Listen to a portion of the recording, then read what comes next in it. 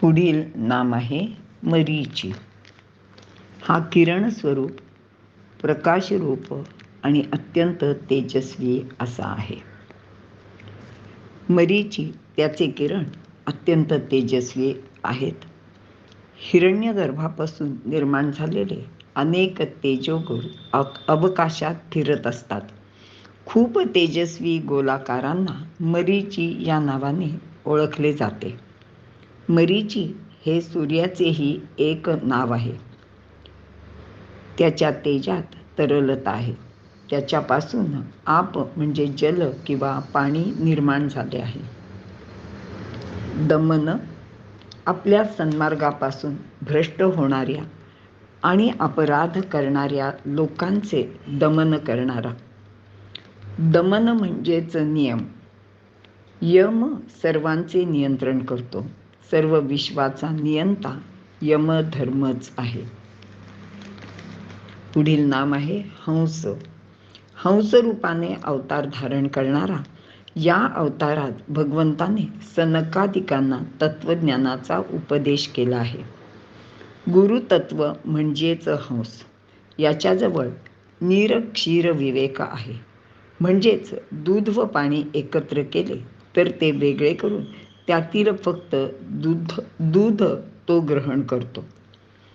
याचाच अर्थ असा आहे की याला काय चांगले आणि काय वाईट ह्याची जाण असते आणि त्यातील चांगल्या गोष्टीची निवड करून तो ते ग्रहण करतो. आणखी याचे एक वैशिष्ट्य असे आहे की स्वाती नक्षत्रात समुद्रातील शिंपल्यामध्ये पावसाचे पाणी पडले तर त्यापासून मोती तयार होतात. त्याचे म्हणजे मोत्याचे पुन्हा पाणी करण्याचे सामर्थ्य फक्त हंसाच्या चोचीत आहे.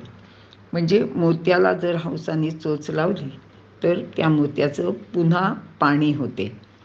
आपल्या मूळ रूपात जाण्यासाठी सद्गुरूंचा कृपा उपदेशच व्हायला लागतो. मूळ रूप म्हणजेच सोहम.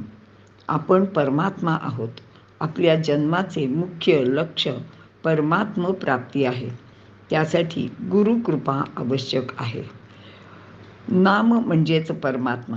परमात्मा रूपात जायचे असेल तर हंस चोचीचा म्हणजे सद्गुरु मुखातल्या नामाचा स्पर्श आपल्याला व्हायला लागतो. सद्गुरूकडून मिळालेल्या नामजपाने माणसाचा उद्धार होतो. पुढील नाम आहे सुपर्ण. सुंदर पंखांनी युक्त असा. प्रवृत्ती आणि निवृत्ती या दोन पंखांनी युक्त असलेला धर्म ज्याचे स्वरूप आहे. किंवा गीतेत विभूती म्हणून सांगितल्याप्रमाणे सुपर्ण म्हणजे गरुड हे ज्याचे स्वरूप आहे. ज्ञानदेव म्हणतात, आणि पक्षी जाता माझारी, गरुड तो मी अवतारी. सुपर्ण म्हणजे शब्द ब्रह्माचे सुंदर सुवर्ण पंख असलेला. भगवंत आपल्या भक्तांना भेटायला गरुडावरूनच येतो. शिवाय दोन पंख म्हणजे धर्म आणि अधर्म या दोन्हीचे ज्ञान असायला हवे. अधर्म टाकून धर्माचे आचरण व्हायला लागते.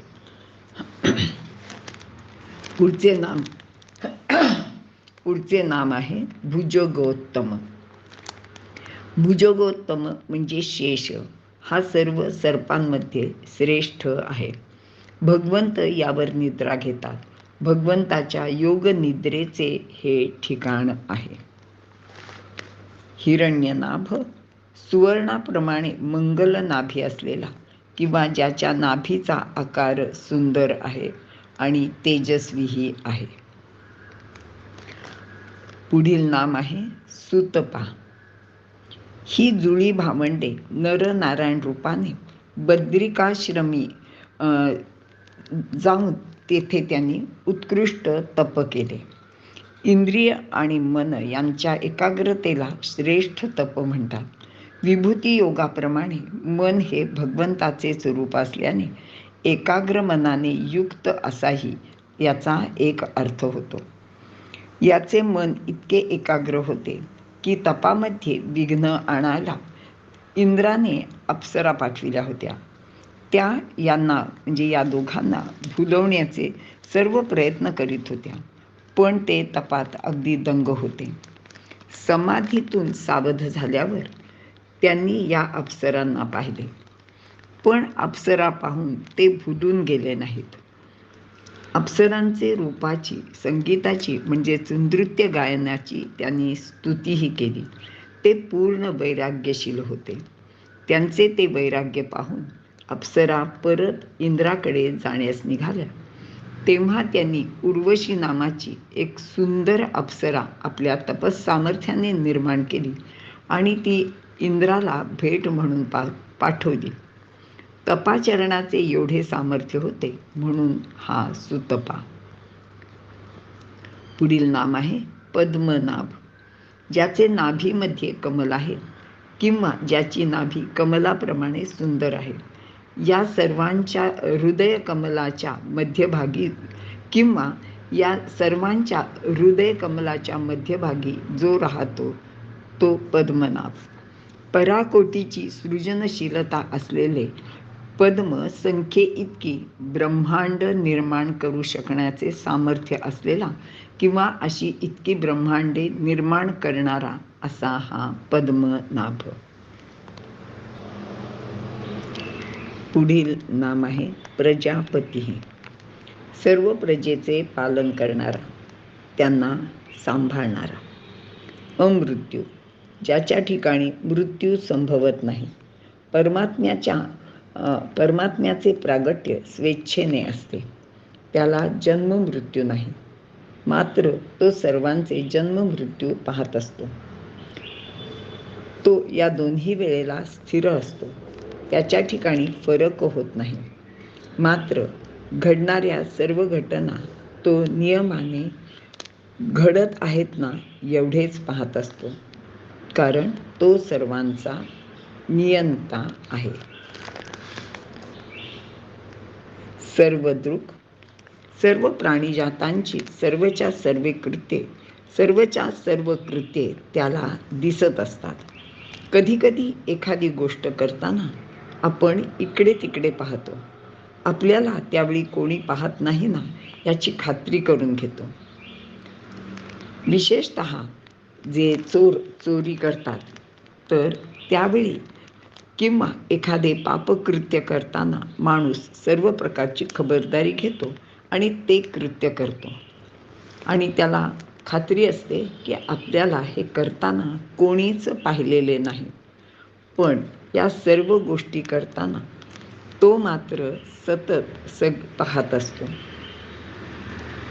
यासाठी एक सुंदर गोष्ट सांगितली जाते की एक गुरुकुल असते आणि त्या गुरुकुलातले सर्व शिष्य तिथे शिक्षण घेत असतात. एकदा काय होते की एकादशी येते आणि गुरुजी सगळ्यांना सांगतात की आज उपवास आहे आणि आज कोणीही काहीही खायचे नाही. पण 12 वाजून जातात आणि भुकेने सर्व शिष्य थोडे व्याकुळ झालेले गुरुजींच्या लक्षात येते. मग गुरुजी सर्व शिष्यांना बोलवतात आणि त्यांना सगळ्यांना 2-2 केळी खायला देतात आणि त्यांना फक्त एवढंच सांगतात की ही केळी तुम्हाला कोणी पाहत नाही अशा ठिकाणी जाऊन तुम्ही खा. तुम्ही केळे खात असताना तुम्हाला कोणी पाहत नाही ना याची खात्री करून घ्या. झाले. भुकेलेले सर्व शिष्य इतस्ततः पांगले. कोणी खोलीचे दार बंद करून आपल्या खोलीत जाऊन केळे खाल्ले. कोणी एखाद्या झाडाच्या पाठीमागे लपून केळे खाल्ले. कोणी कुठे असं जाऊन आपल्याला कोणी पाहत नाही याची खात्री करून घेऊन त्या सर्वांनी आपल्याला गुरुजींनी दिलेली केळी खाल्ली. थोडा वेळ गेला, मात्र एक शिष्य गुरुजींनी दिलेली केळी तशीच्या तशी हातात घेऊन गुरुजींच्याकडे परत आला. गुरुजी म्हणले, अरे तुला भूक नव्हती लागली का? तो म्हणला की गुरुजी भूक तर लागलीच होती हो, पण काय, पण तुम्ही अट घातली होतीत ना की कोणी पाहत नाही याची खात्री करून घ्या आणि मग केळ खा. मग गुरुजी म्हणले, अरे बाकी सगळे तर केळी खाऊन आले, त्यांना कुठे ना कुठे जागा मिळाली आणि तूच असा कसा रे, तुला काय अशी कुठे जागा नाही दिसली? तो म्हणला की गुरुजी काय सांगू, मी सगळीकडे फिरलो, पण तुम्ही आम्हाला एक गोष्ट सांगितली होती की नाही, की भगवंत सगळीकडे आहे आणि तो सगळ्यांच्या सगळ्या गोष्टी नेहमी पाहत असतो. तो आपल्याला दिसत नसला तरी आपण काय करतो हे त्याला दिसते. आता हे माझ्या पक्क लक्षात होतं आणि मी जिथे जिथे गेलो तिथे तिथे माझ्या लक्षात आलं की आपल्याकडे कोणीतरी पाहणारा म्हणजे तो परमेश्वर आहे. कारण गुरुजींनी आपल्याला तसं सांगितलेलं आहे आणि तुम्ही सांगितलेली प्रत्येक गोष्ट खरी आहे, सत्य आहे, यावर माझा पूर्ण विश्वास आहे आणि म्हणूनच ही केळी न खाता मी परत आलो. अर्थातच गुरुजींनी त्याला शाबासकी दिली आणि त्या इतरांना सांगितलं की मी जी काहीही गोष्ट सांगतो किंवा मी जे तुम्हाला शिकवतो ते ह्याला बरोबर कळलेलं आहे. अशी ही सर्वत्र पाहणाऱ्या परमेश्वराची आणि तो न दिसताही तो आपल्याला पाहतो आहे याची खात्री असणाऱ्या या शिष्याची गोष्ट आहे.